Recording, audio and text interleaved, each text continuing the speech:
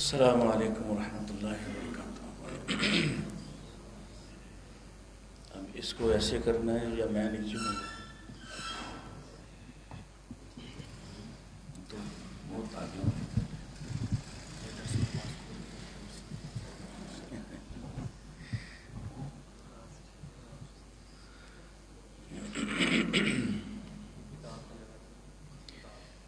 الحمد للہ رب العالمین والصلاة والسلام علی سید الانبیاء والمرسلین، اما بعد، اعوذ باللہ السمیع العلیم من الشیطان الرجیم،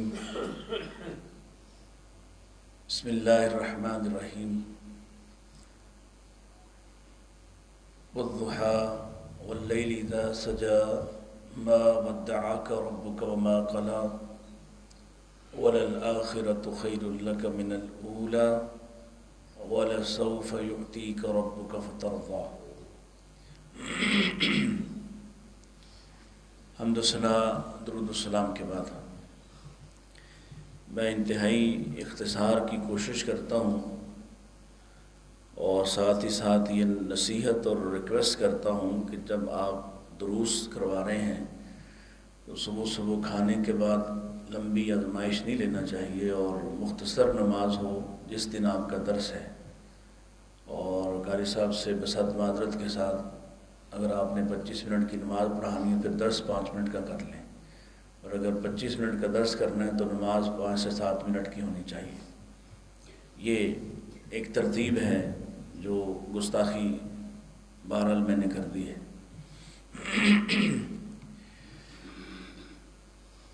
اللہ تعالیٰ نے نبی کریم علیہ السلام کو بہت ہی مشکل حالات میں تسلی کے کچھ الفاظ ارشاد فرمائے ہیں۔ اس وقت پاکستان بھی اسی طرح کی فضا کا شکار ہے، مشکل حالات ہیں، معاشی تنگی ہے، اور اگر ہم اپنے حوالے سے دیکھیں تو ہم بھی بہت ساری تنگیوں سے گزرتے ہیں۔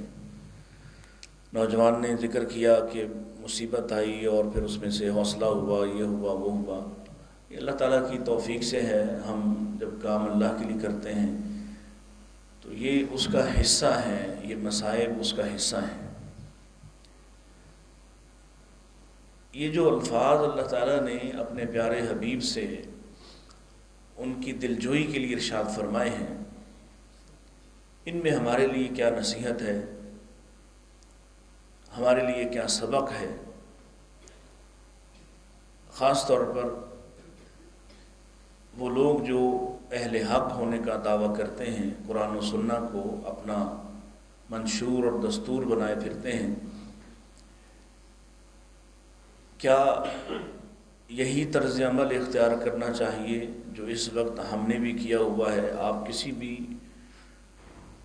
صاحب مال سے پوچھ لیں، صاحب حیثیت سے پوچھ لیں، آپ کسی کمزور کسی ریڑھی بان سے پوچھ لیں، آپ کسی ارب پتی سے پوچھ لیں، سب کے سب شکوہ کرتے ہیں، سب کے سب اللہ کے بارے میں طرح طرح کے خیالات کرتے ہیں، اور آپ کو کوئی شکر گزار نظر نہیں آئے گا، کوئی شکر کرتا ہوا دکھائی نہیں دے گا، کوئی اطمینان میں دکھائی نہیں دے گا۔ پریشانی کا لمبا چوڑا اظہار سب کریں گے۔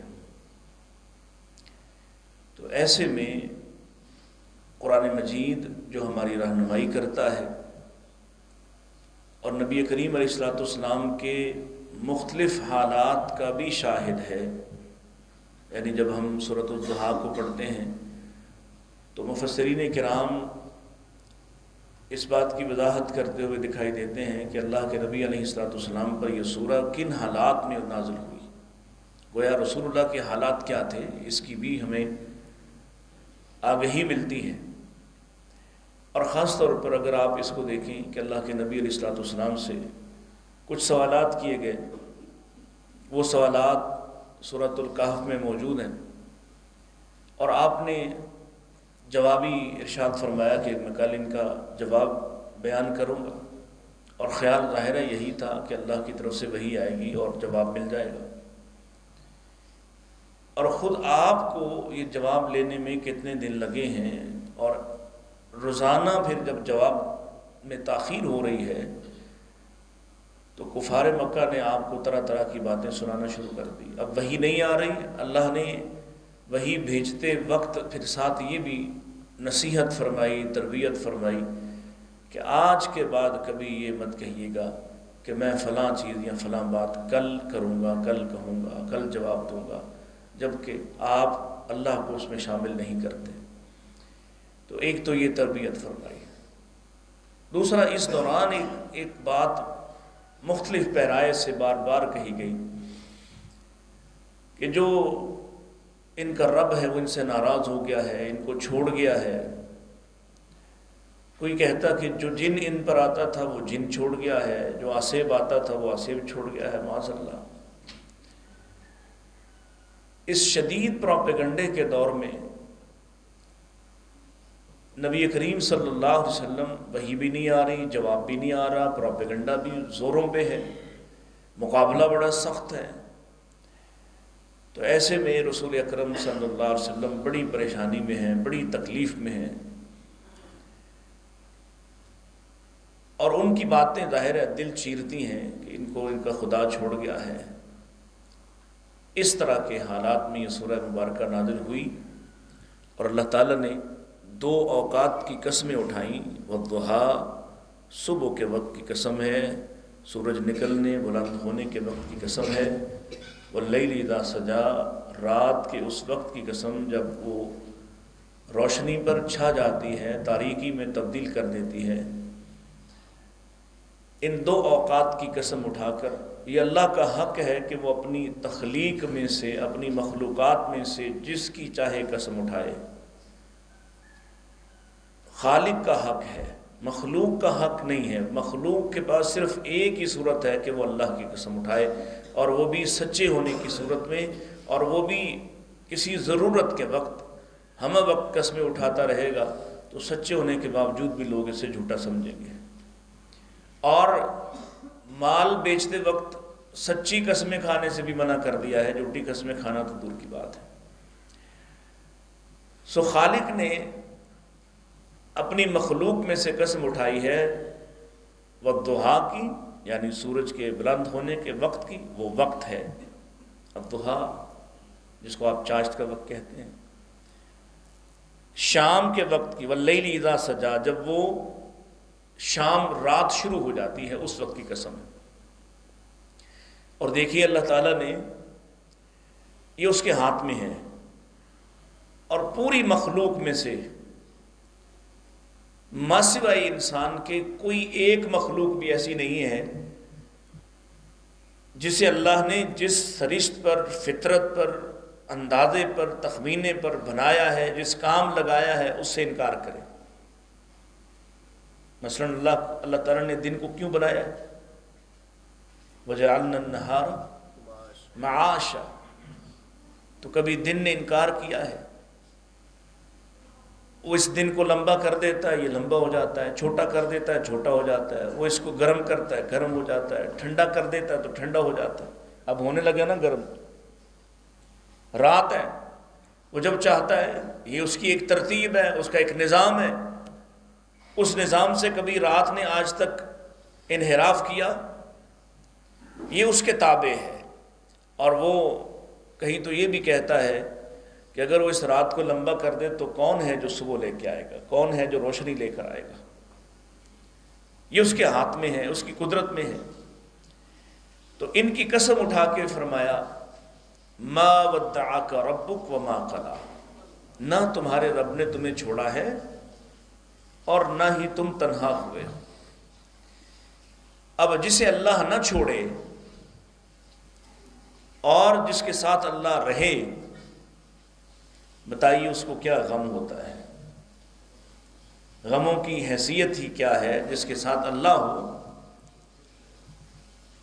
نہیں سمجھ آئی۔ اسی لیے نہیں سمجھ آ رہی کہ ہم یہ اللہ کے ساتھ ہونے کا اور اس کے ساتھ ہونے کا وہ جو لطف ہونا چاہیے ایک مومن کو، اس سے آشنا ہی نہیں ہے۔ ہم اس کی حقیقت سے واقف ہی نہیں ہیں۔ آپ اندازہ لگائیے اس بات سے، ذرا چلیں ایک آدھ مثال، اب اگر وقت لمبا ہو گیا کوشش کروں گا کہ ختم ہو جائے جلدی۔ مشکل ترین وقت ہے نا، مشکل ترین، اس کے بعد کی بات ہے کہ دو ساتھی رات کی تنہائی میں مکہ سے نکلتے ہیں اور مشکل ترین گھاٹی پہ چڑھ کے اس کے غار میں چھپ جاتے ہیں، اور جہاں ان کے خیال میں انہوں نے ظاہر ہے اپنی احتیاط کی، اور یہاں ڈاکٹر افضل صاحب موجود ہیں، سیرت نگاروں نے لکھا ہے کہ جو حضرت سمیہ حضرت اسماء کھانا لے کے جاتی دونوں کے لیے، تو ان قدموں کے نشانات کو مٹانے کے لیے حضرت ابو بکر صدیق کے غلام اس پر اپنی بکریوں کے ریوڑ کو چلاتے تاکہ پاؤں کی وہ چال اور وہ پاؤں پہچانے نہ جائیں، نقش قدم ظاہر نہ ہو، اپنے طور پر بڑی احتیاط کی کہ کسی کو خبر نہ ہو، اپنے طور پر بڑی احتیاط کی کہ کسی کو کانوں کان خبر نہ ہو، اور ظلم اور تشدد بھی برداشت کیا کہ سیدہ اسماء کو مارا گیا اور انہوں نے پتہ نہیں بتایا کہ آپ کہاں چھپے ہوئے ہیں۔ لیکن اس سب کوشش کے باوجود جب کفار مکہ سر پہ کھڑے ہیں اور جناب ابو بکر رضی اللہ تعالی عنہ کو یہ فکر لاحق ہے اور پریشانی کھائے جاتی ہے، اور وہ رسول اکرم علیہ السلام کے سامنے بے چین ہے اور کہہ رہے ہیں کہ اللہ کے رسول وہ ہمارے سر پہ پہنچ گئے، اگر وہ صرف اپنے قدموں کی طرف دیکھ لیں،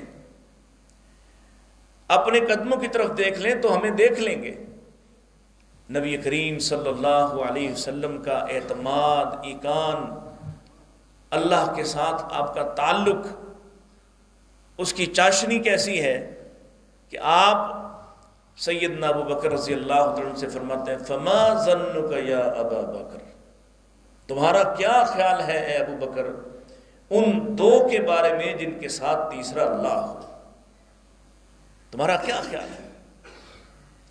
بھئی جس نے وہاں سے نکالا وہ تلواریں لے کر کھڑے تھے، جس نے وہاں سے نکالا ہے ان مشکل وقت سے نکالا ہے، وہ گھیرا ڈال کے کھڑے تھے، ان میں سے نکالا ہے، پھر شہر میں ناکہ بندی کر کے بیٹھے ہیں اس میں سے نکالا ہے، اور یہاں پہنچایا ہے، اللہ کے حکم پر یہاں چھپے ہیں، تو اتنا پریشان ہونے کی کیا ضرورت ہے؟ اس لیے کہ اللہ ہمارے ساتھ ہو تو ڈر کس بات کا، پریشانی کس بات کی؟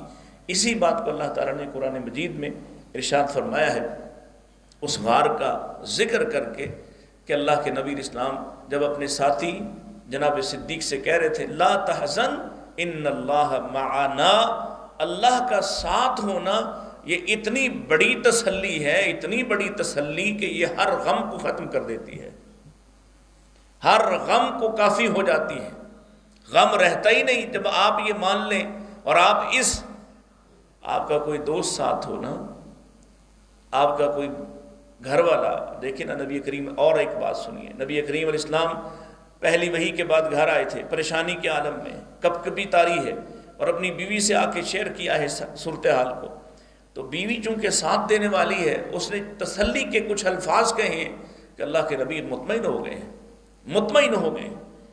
تو جس کے ساتھ اللہ ہو اور اللہ کہہ رہا ہو ما ودعک ربک وما قلی، نہ تمہارے رب نے تمہیں چھوڑا ہے نہ تو تنہا ہوا ہے، اللہ تنہا نہ کرے تو ساری دنیا مل کر بھی کسی کو تنہا کر سکتی، اور وہ تنہا کر دے اگر تو بڑے بڑے آپ نے دیکھے ہوں گے ان کے طوطی بولتے ہیں اور اس کے بعد پھر کوئی پوچھتا نہیں، یہ مالک کے ہاتھ میں ہے۔ ما ودعک ربک وما قلی، اور پھر ایک اور اگلی جو بات ہے وہ اتنی بڑی تسلی ہے، اور یہ صرف میں اس کو محسوس کرتا ہوں کہ ہر وہ شخص جو اللہ کو اپنے ساتھ محسوس کرتا ہے اور اللہ کے ساتھ کو طلب کرتا ہے، یقین جانیے اللہ اس کے دن کو تبدیل کر دیتا ہے۔ وَلَلْآخِرَةُ خَيْرٌ لَكَ مِنَ الْأُولَىٰ، اے میرے حبیب آنے والا وقت، آنے والی ہر گھڑی پہلے سے بہتر بہتر بہتر ہوتی جائے گی۔ اور آپ دیکھیے نبی کریم علیہ السلام کا یہ جو زمانہ ہے مکی دور کا، اور پھر اس میں مسلمانوں کا بڑھ جانا، مسلمانوں کی تعداد کا بڑھ جانا، اللہ نے دعاؤں کو سن لیا، عمر بن خطاب آ گئے، جو کہیں چھپ چھپا کر عبادت کرتے تھے اب ظاہر عبادت کرتے ہیں۔ اب مقابلہ تو ہوتا ہے، لیکن حضرت عمر کے بارے میں کیا کہتے ہیں؟ ان کے اسلام لانے کے بارے صحابہ کہتے ہیں ما زلنا منذ اسلم عمر آئے تو اس کے بعد ہماری ذلتوں کے زمانے ختم ہو گئے، عمر آئے تو ہماری پریشانیاں ختم ہو گئیں۔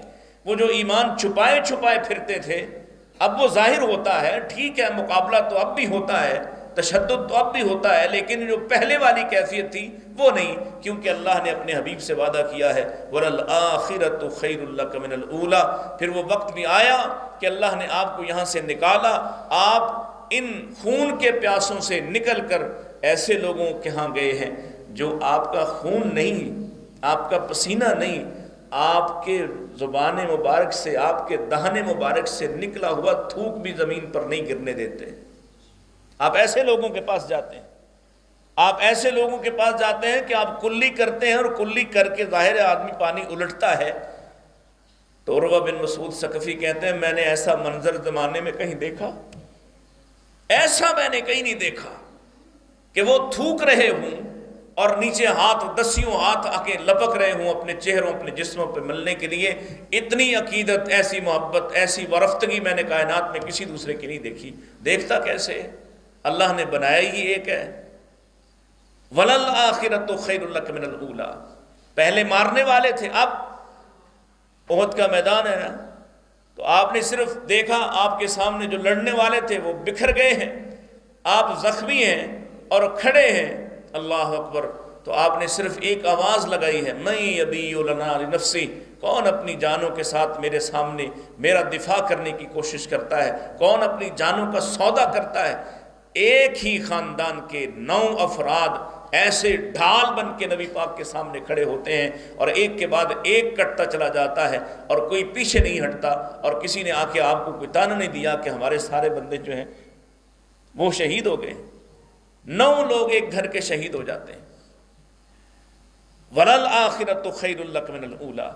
جب آدمی اللہ کے اپنے آپ سپرد کر دیتا ہے تو اللہ اس کے دنوں کو، حالات کو تبدیل کر دیتا ہے، صورتحال کو بدل دیتا ہے، صورتحال اس کے حق میں کر دیتا ہے۔ اگر وقتی طور پر حق میں نہ بھی ہو تو بہت دیر نہیں لگتی۔ مجھے بتائیے آج کوئی ہے جو ابو جہل کے ساتھ اپنا تعلق جوڑے، جو کہے کہ میں ابو لہب کی اولاد میں سے ہوں، ابو جہل کی اولاد میں سے ہوں؟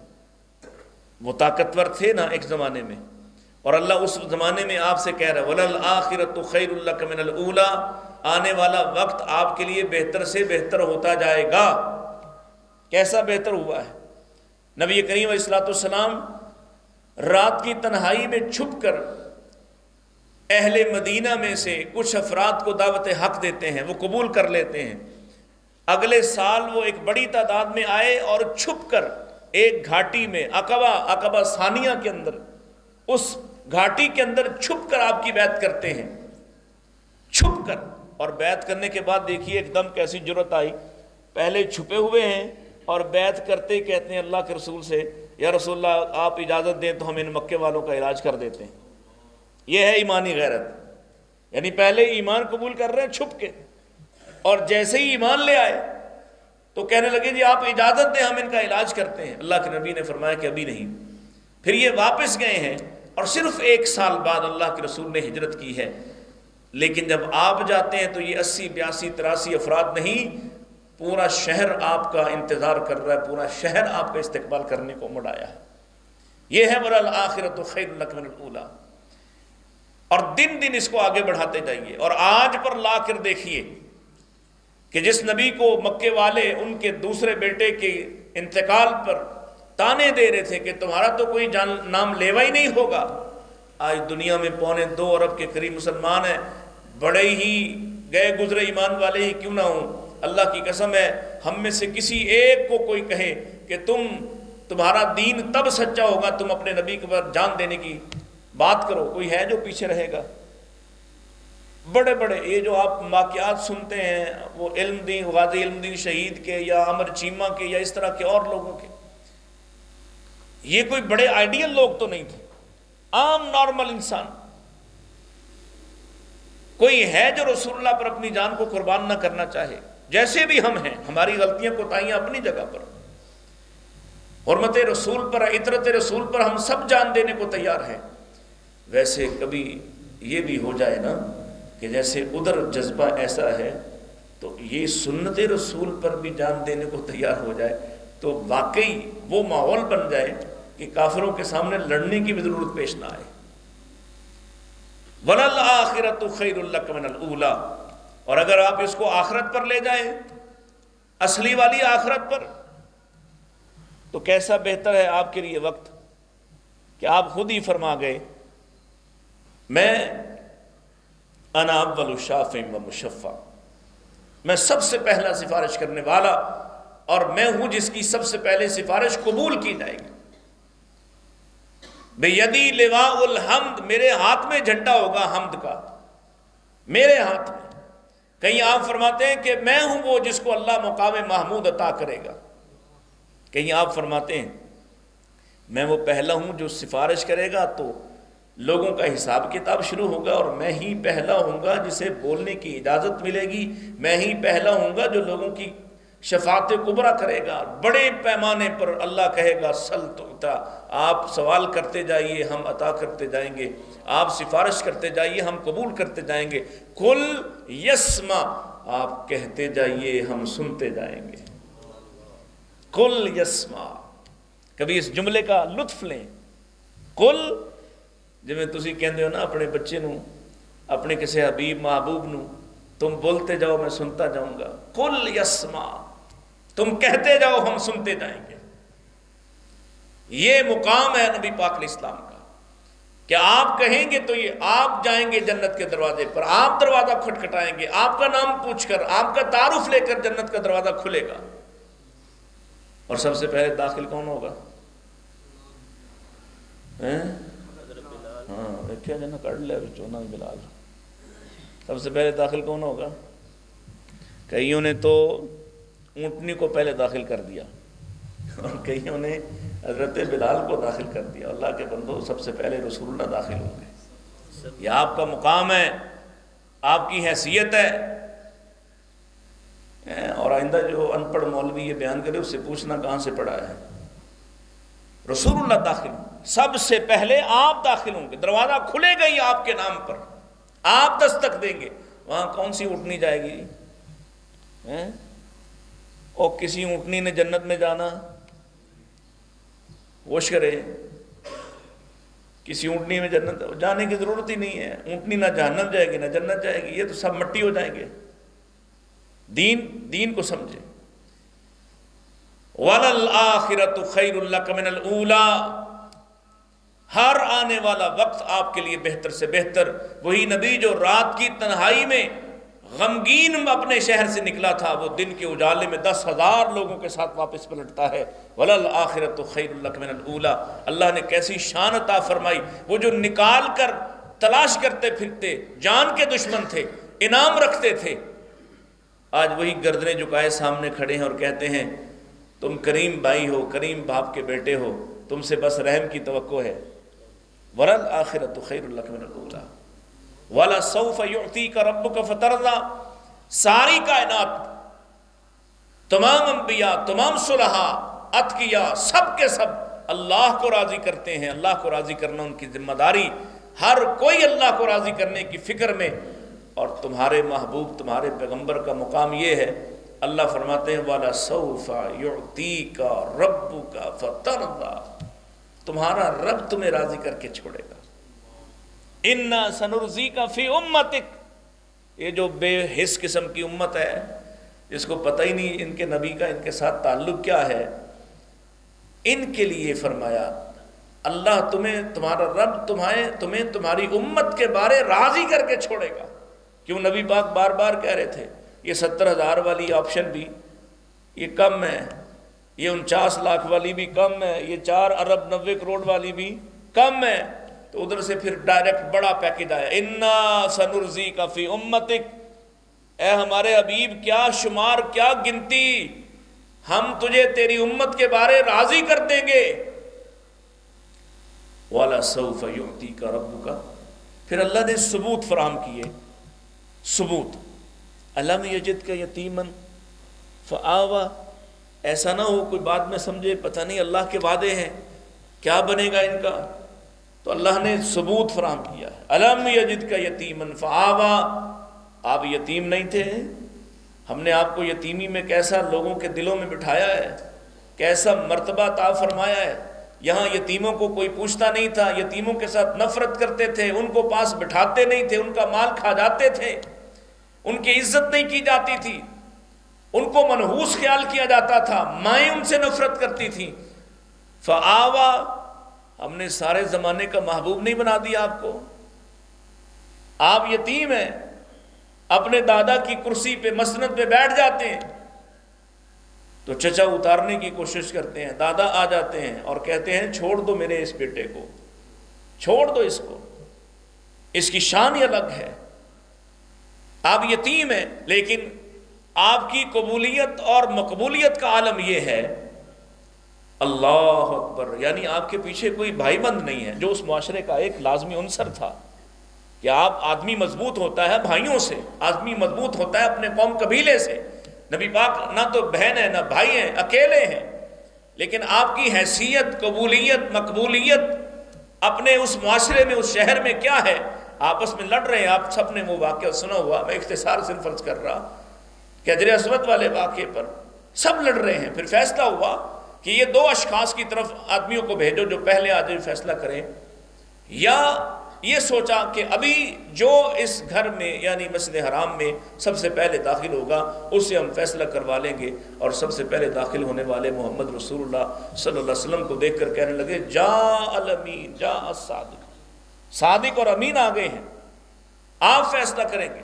اور آپ نے کیا فیصلہ فرمایا؟ کمال حکمت کا، اپنی ہی چادر بچھائی، خود ہی حجر اسود کو اٹھایا، اس پر رکھا اور کہا تم سب مل کر اس کو بلند کرو۔ اپنے ہی مبارک ہاتھوں سے اٹھا کر نصب کر دیا۔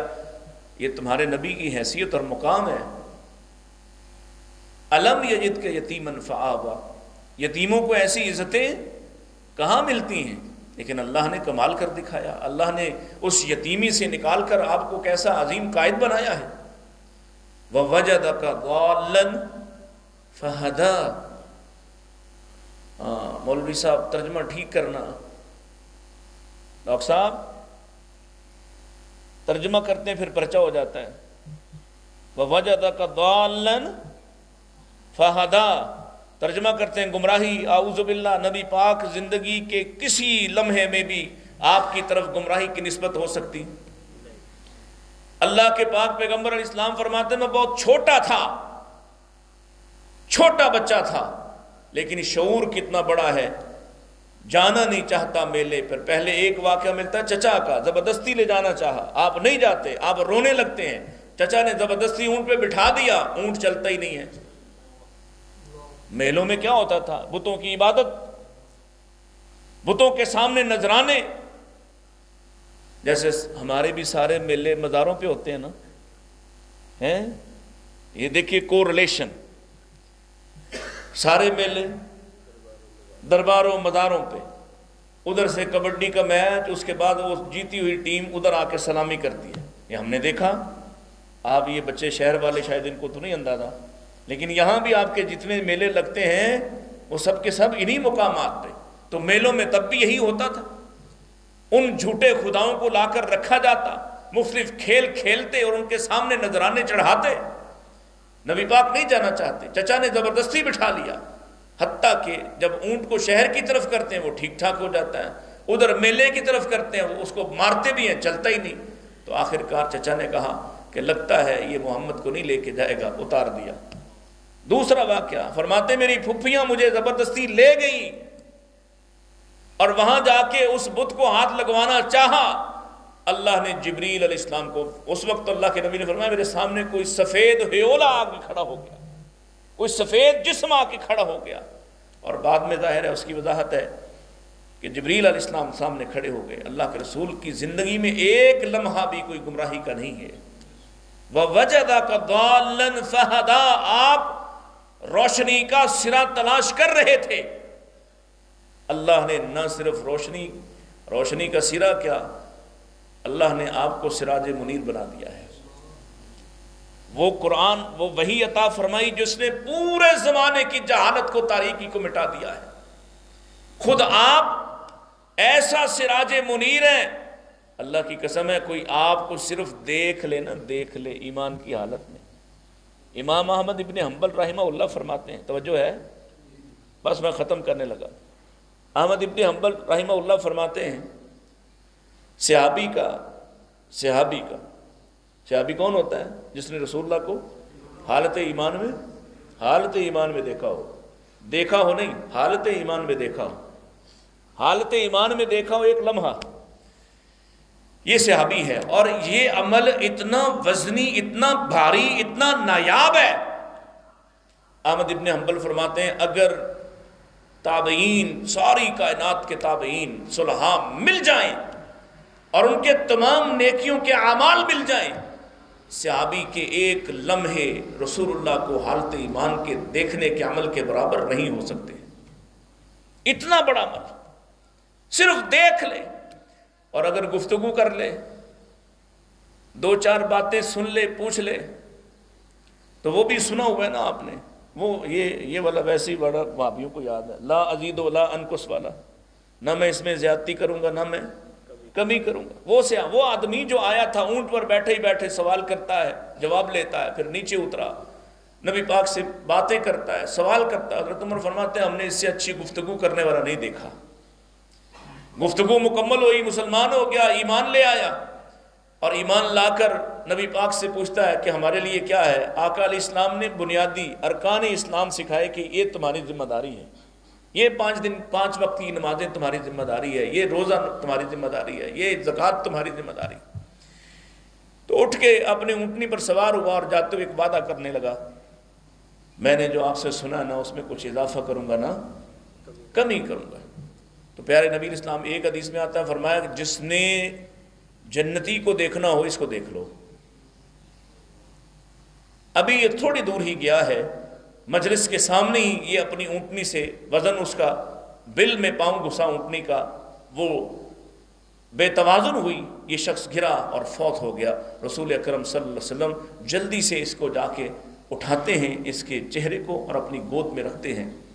ایک لمحہ، چند گھڑیاں رسول اللہ کے پاس رہا ہے، کوئی عمل نہیں کیا ابھی، صرف ایک عمل ہے، ایمان، اور ایمان کے بعد ایک وعدہ۔ اللہ کے پاک پیغمبر اسلام اس کے چہرے کو ایسے ہاتھوں میں رکھا ہوا ہے، فرماتے ہیں انی رأیت ملکین، میں 2 فرشتوں کو دیکھ رہا، یدسان فیہ من ثمار الجنہ، جو اس کے منہ میں جنت کا پھل ڈال رہے ہیں۔ اور کیوں؟ فرمایا فعلم انہ مات جائعا، میں نے فرشتوں کے اس عمل سے، اس کام سے جان لیا کہ یہ آدمی بھوکا ہی آیا تھا، بھوکا ہی میرے پاس دین سیکھ گیا، اور بھوکا ہی واپس چل پڑا اپنی قوم کی فکر میں۔ یہ بھوکا تھا، مرتے ہی اللہ کے فرشتوں نے اس کے منہ میں جنت کے پھل ڈالے ہیں۔ یہ صحابی کا عمل ہے۔ صحابی کیا ہوتا ہے، اس کی حیثیت کیا ہوتی ہے؟ آپ ایسے بدر منیر ہیں، ایسے سراج منیر ہیں جس کو صرف دیکھ لینے سے بھی جہنم حرام ہو جاتی ہے، جنت واجب ہو جاتی ہے۔ ایسے کمال اللہ نے آپ کو ہادی بنایا۔ وَوَجَدَكَ عَائِلًا فَأَغْنَىٰ، آپ کو اللہ نے، اچھا یہ بھی ہمارے پاس پروفیسر موجود ہیں ماشاءاللہ، آپ کی تو پتہ نہیں آپ ان سے فائدہ اٹھاتے ہیں کہ نہیں اٹھاتے۔ مینوں سدن دی کی لوڑ سی، ایڈا پڑھے لکھا آدمی تہاڈے کول موجود ہے ماشاءاللہ۔ ہمارے ہاں ہمارے مولوی نے، اس کا قصور نہیں ہے، اس کو پتہ نہیں کسی نے پڑھایا نہیں ہے، اس نے رسول اللہ کو بڑا ہی معاذ اللہ مفلس سا پیش کیا ہے۔ تمہارے نبی تاجر تھے، کیا تھے؟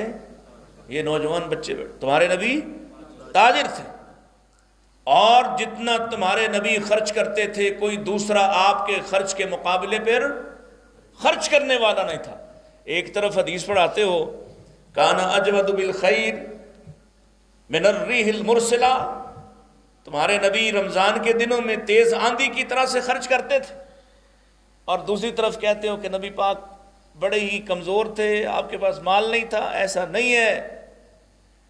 اور جس وقت کی یہ بات اللہ کر رہا ہے وَوَجَدَكَ عَائِلًا فَأَغْنَىٰ، آپ ایک کامیاب نوجوان بزنس مین تھے، اتنی شہرت تھی آپ کی کہ سیدہ خدیجہ جن کے پاس 10 ملازم تھے، انہوں نے حضرت زید بن حارثہ کے ساتھ یہ پیغام بھیجا، جاؤ محمد سے کہیے ہمارے مال کو لے کے جائیں، کیونکہ آپ کی شہرت اتنی اچھی تھی، آپ اتنے کامیاب تاجر تھے کہ سیدہ خدیجہ جن کی لوگ منتیں کرتے تھے کہ اپنا مال ہمیں دو، وہ خود پیغام رسانی کرتی ہیں کہ آپ ہمارا مال لے کر جائیں۔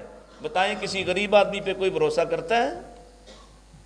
تمہارے نبی مالدار تھے، ہاں جو سمجھنے کی بات ہے کہ جو کچھ آپ کے پاس آتا آپ لٹا دیتے تھے، اور اس کا ثبوت بھی سیدہ کے ساتھ پاس ہی سے ملتا ہے کہ جب وہی لے کے آئے ہیں تو کہا کہ مجھے اپنی جان کا خطرہ ہے، تو انہوں نے کہا کہ کس بات سے؟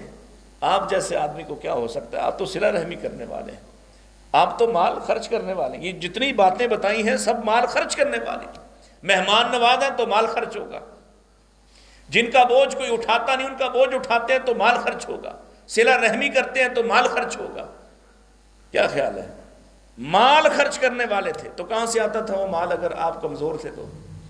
اور اس کے بعد ابو سفیان کہتے ہیں اپنے بیٹے کو خود لے کے گئے پہلے، پھر اپنے بیٹے کو لے کر آ گئے یزید الخیر کو، اس کو جتنا مال چاہتے تھے وہ دلوایا، پھر امیر معاویہ کو لے کر آ گئے، اس کو جتنا مال چاہتے تھے وہ دلوایا، اور واپس یہ سارے باپ بیٹے مال لے کر حضرت عباس کے پاس سے گزر رہے ہیں، تو حضرت عباس سے کہتے ہیں حضرت ابو سفیان رضی اللہ تعالیٰ کہو، یہ جب حضرت ابو سفیان کا ذکر آئے نا تو اب یہ مت کہا کہ ابو سفیان کہتا تھا، ابو سفیان ایسا تھا، ابو سفیان مسلمان ہو گئے اور بڑے کمال کے مسلمان ہو گئے، ان کی عزت کرو۔ تو کہنے لگے عباس تمہارا بھتیجا تو ایسے خرچ کرتا ہے جیسے اسے کسی مفلسی کا ڈر ہی نہ ہو، وَوَجَدَكَ عَائِلًا فَأَغْنَى، اللہ نے جب مال کی ضرورت تھی تو خدیجہ کے ساتھ نکاح کروا دیا۔ اس وقت جب آپ کو تحریک چلانے کی، تحریکوں کو مال کی ضرورت پیش آتی ہے، اور اتنا مال پڑھیے ذرا سیرت کو اٹھائیے اور پڑھیے، سیدہ جب اپنا نبی پاک کے ساتھ شادی کے بعد خیمہ کسی تفریح گاہ میں لگاتی تو اس خیمے کو نصب کرنے کے لیے جو کیل، وہ قلعے، وہ جب ٹھونکتی تو وہ بھی سونے کے ہوتے تھے۔ وَوَجَدَكَ عَائِلًا فَأَغْنَى۔ اب یہ ساری بات کرنے کے بعد صرف 3 باتیں رہ گئیں، وہ میں پوری کر دوں اور میں صرف ان کا ترجمہ کر دیتا ہوں۔ یہ ساری ذمہ داری اللہ نے قسمیں اٹھائیں، کہا کوئی ہو سکتا ہے کہ تمہیں اکیلا چھوڑ دیں؟ تمہارے جیسی ہستی کو کوئی اکیلا کیوں چھوڑے گا؟ اور ہم نے تو پہلے یہ کر کے دکھایا ہے، مشکل ترین وقت میں ہم نے تمہارا ساتھ دیا ہے، ہم نے تمہارا ساتھ دیا ہے، اب کیا کرنا ہے؟ آپ کی بھی ذمہ داری ہے۔ فَأَمَّا الْيَتِيمَ فَلَا تَقْهَرْ۔ اب یتیم خود یتیم تھے، یتیموں کی ذمہ داری ہے کافر الیتیم بن جاؤ، نہ صرف کافر الیتیم بن جاؤ بلکہ اعلان کرو انا و کافر الیتیم فی الجنت ہاکذا کا ہاتین، کہہ دو، اعلان کرو میں یتیم پلا ہوں، یتیموں کے ساتھ محبت کا سلوک کرنے والوں، اگر تم یتیموں کی کفارت کو اپنی ذمہ داری بنا لو تو میرے ساتھ ہوگے کل جنت میں، ایسے جیسے یہ 2 انگلیاں ساتھ ساتھ ہیں۔ فَأَمَّا الْيَتِيمَ فَلَا تَقْهَرْ وَأَمَّا السَّائِلَ فَلَا تَنْهَرْ۔ سوال کرنے والا آ جائے تو تمہارے چہرے پہ شکر نہ آئے، اس لیے کہ وہ اگر تم سے اللہ کے نام، ہاں اگر غیر اللہ کے نام کا مانگتا ہے تو کان بھی نہ رکھو اس طرف، پوچھو ہی نہ اس بدبخت کو، بالکل نہ پوچھو، اور اگر اللہ کے نام پہ پوچھے تو وَاتَّقُوا اللَّهَ الَّذِي تَسَاءَلُونَ بِهِ، جس اللہ کے نام پر سوال ہوتا ہے، اللہ کے نام پر سوال ہو تو ہاتھ روکنا، اللہ کے بولو تو صحیح، نہیں میں نہیں منگن لگا کچھ بھی انشاءاللہ، اللہ کے نام پر سوال ہو تو نہیں رکنا، مال دیا ہی اس نے ہے، وہ کہتا ہے وَمِمَّا رَزَقْنَاهُمْ، ہم نے جو دیا ہے، ہم نے جو دیا ہے اس کو خرچ کر، لیکن یہ ڈر لگتا ہے نا دینے کے لیے یا اس سے لینے کے لیے بار بار سوال کرتا ہے، اور اگر وہ کہے کہ وَأَمَّا السَّائِلَ فَلَا تَنْهَرْ، سائل آ جائے تو جھڑکنا، برا منانا، اس کے ساتھ برے طریقے سے پیش آنا، مسجد کا سفیر آ جائے تو پھر اور آخری بات وَأَمَّا بِنِعْمَةِ رَبِّكَ فَحَدِّثْ، اللہ مالک نے جو نعمتیں عطا فرمائی ہوں ان کا مناسب طریقے سے اظہار کرنا، یہ خام خواہ کی کنجوسی اور خام خواہ کی بخیلی، مال ہے اور پھر بھی اپنی گردن جھکائے پھرتا ہے، مال ہے تو غلیظ لباس پہنے پھرتا ہے، مال کا اظہار کرنا مناسب طریقے سے، یہ اظہار نہیں ہے کہ بیٹے کی شادی پہ جہاز سے پیسے پھینکنا شروع کر دے، یہ اظہار نہیں ہے، یہ نافرمانی ہے، یہ اظہار ہے کہ مال کا اظہار کرے، اللہ کی نعمت کی تحدیث کرے، اس کا شکر ادا کرے، اور صرف مال ہی نہیں، اللہ نے اگر علم عطا فرمایا ہے تو اس علم کا بھی اچھے طریقے سے اظہار کرے، اگر اللہ نے کوئی دوسری صلاحیت عطا فرمائی ہے اس صلاحیت کو بھی تعمیری کاموں میں خرچ کرے۔ وَأَمَّا بِنِعْمَةِ رَبِّكَ فَحَدِّثْ، اللہ ہمیں عمل کی توفیق عطا فرمائے۔ وآخر دعوانا ان الحمد للہ رب العالمین۔